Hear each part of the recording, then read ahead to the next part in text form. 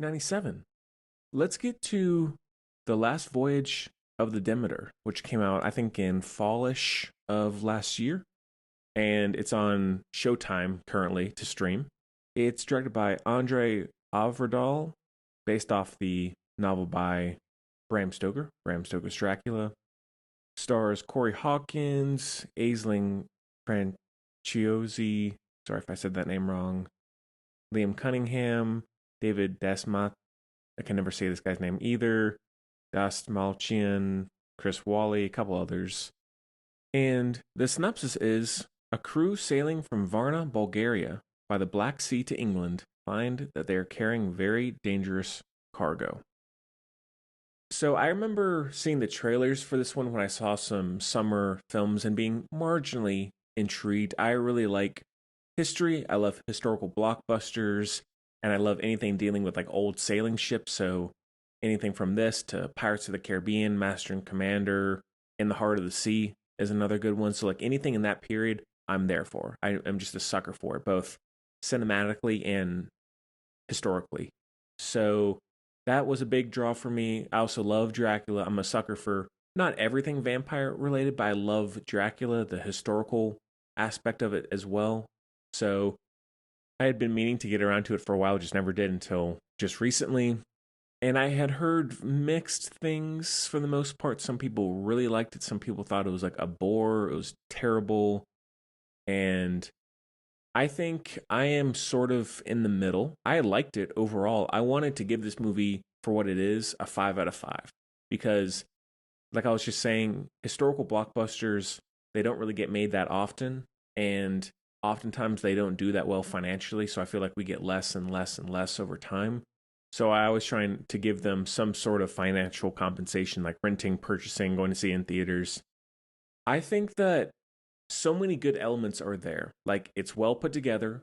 It's taking a very classical story and adapting it fairly classically. That's one thing I really appreciated about it is even though it's not perfect, it's still like not doing a super modernized, overly flashy take on Dracula. It's like, all right, it's set on this old sailing ship and it's basically like Alien set on a ship for the most part and with Dracula.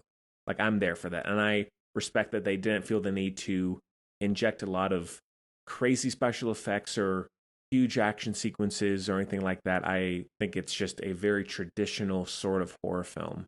So I did really like that aspect. The cast is good. The lighting is great. Like the look of the ocean, the skies, the fog inside the ship is great. I think the overall look of the Demeter is awesome. And I think also the look of Dracula is great. Like I think the design, the effects, very, very top notch. So all those things are good. I think that the only thing that brought it down, and I don't know if it's a combination of factors, but there's just something that feels a little too sluggish.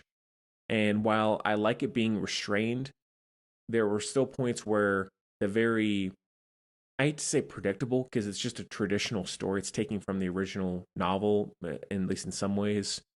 You can kind of see where it's all going. Like they get on the ship, Dracula appears and then starts taking out people, and they have to try and fight back. And that's basically the movie. I don't think that's really a spoiler. I think anyone going into this probably gets that to a degree.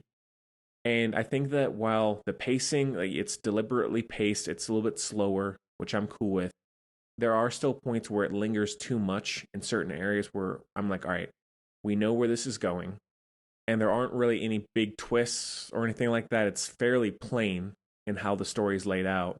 And so I think that while I like the pacing at times, it also didn't totally work in all respects, which is too bad because like there were points where I was totally in for this movie. I loved some of the Dracula attacks. I liked the third act. I thought that was great where he really fully appears and the score is excellent. And also I liked how when people are bitten or injured whatever by Dracula, they don't try and make some crazy new idea and concept around how people turn into vampires and all that. Like I think they did all that stuff very honorably to the original source material. So really like that. And I feel like it's one that will stick with me and I might want to revisit every so often and maybe it'll go up over time because like atmosphere wise, awesome. Like really very well orchestrated, very good production design.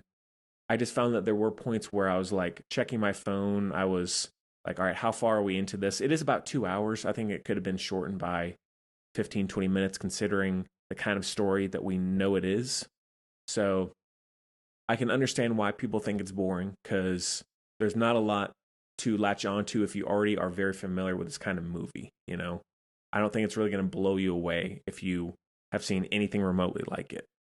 But it is probably one of the better Dracula vampire films as of late. There haven't been a lot of good ones. I don't know why it's so hard to make a good Dracula movie, but I think this is probably the best over the last handful of years.